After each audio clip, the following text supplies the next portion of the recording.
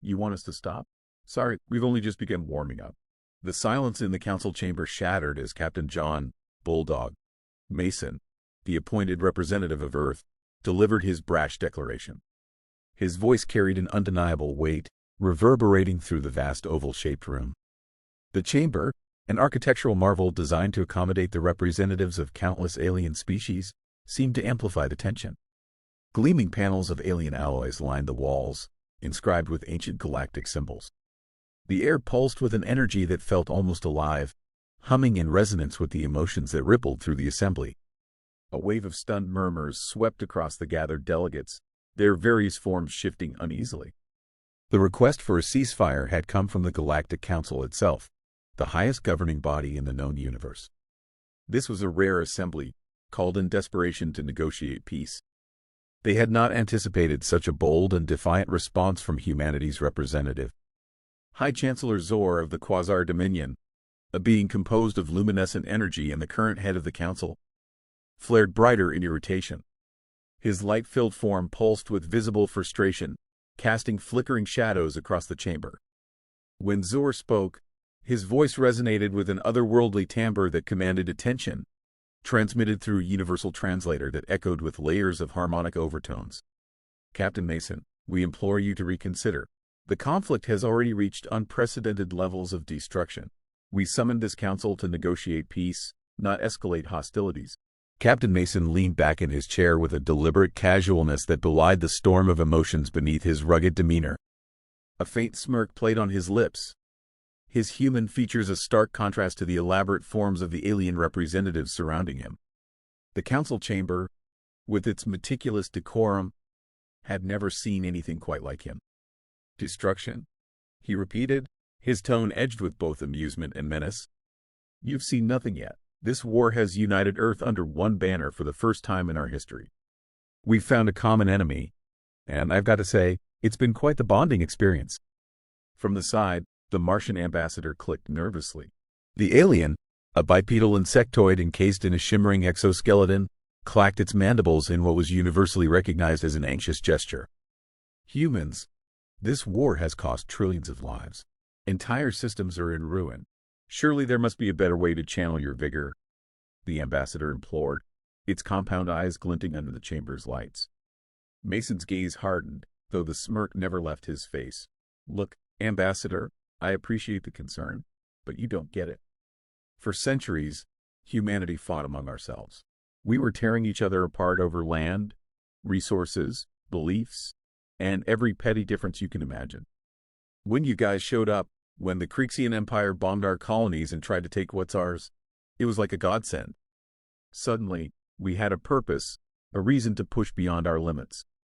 And let me tell you something, there's nothing more dangerous than a species with something to prove. The council members exchanged uneasy glances. The representative from the Verdant Collective, a gaseous life form contained within a floating sphere of transparent material, pulsated with fluctuating colors. Its soothing tones emanated across the chamber. Captain Mason, we understand the historical context of your species' unity. However, the continuation of this conflict poses a threat to the stability of the entire galaxy. We must find a resolution before irreparable harm is done. Mason chuckled, a sound that carried both amusement and an edge of menace. Resolution? The only resolution we see is total victory. Our scientists are working day and night. Our factories are churning out war machines faster than you can imagine. And our soldiers? They're not just ready, they're eager for the fight. His eyes scanned the assembly, daring anyone to challenge him. You want peace? Convince the Creexian Empire to surrender. A ripple of murmurs and low growls spread through the chamber. The Creexians, a reptilian race notorious for their penchant for conquest, had been the primary aggressors in the current galactic war. Their expansionist policies had ignited the initial skirmishes that escalated into a galaxy-wide conflict. High Chancellor Zor dimmed slightly, a clear sign of contemplation. When he spoke again, his voice carried a measured tone of urgency. Captain Mason, the Korean delegation has expressed a willingness to negotiate. They have come to recognize the tenacity and resilience of your species. Perhaps we can mediate a dialogue between your two peoples. The room fell silent as Mason's smirk faded, replaced by a steely resolve. He leaned forward, his posture now radiating a cold determination. Dialogue? The Creexians bombed our colonies. They slaughtered our civilians and pushed us to the brink of extinction. We don't want dialogue. We want justice. They started this war, and we're going to finish it. Suddenly, the lights in the chamber dimmed. A collective hush fell over the room as a holographic projection materialized in the center. It was Emperor Zorx of the Creexian Empire himself. His scales shimmered under the artificial light, reflecting hues of deep green and gold. His narrow, predatory eyes scanned the assembly with calculating intensity. "Human representative," Zorx hissed, his voice a low rumble that sent shivers through even the bravest of the council members.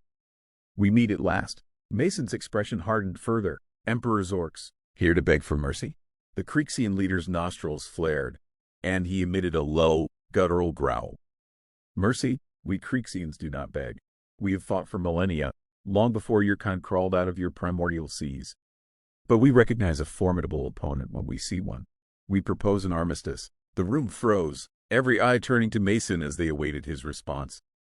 Slowly, he rose to his feet, his presence commanding, his voice, cold and unwavering, cut through the silence. "Armistice? You mean a temporary pause so you can regroup and hit us again?" "Not happening. You either surrender unconditionally, or we continue until one of us is wiped out." Emperor Zorx's eyes burned with fury, but he gave no immediate response. Instead, his holographic image flickered and vanished, leaving the council chamber in stunned silence.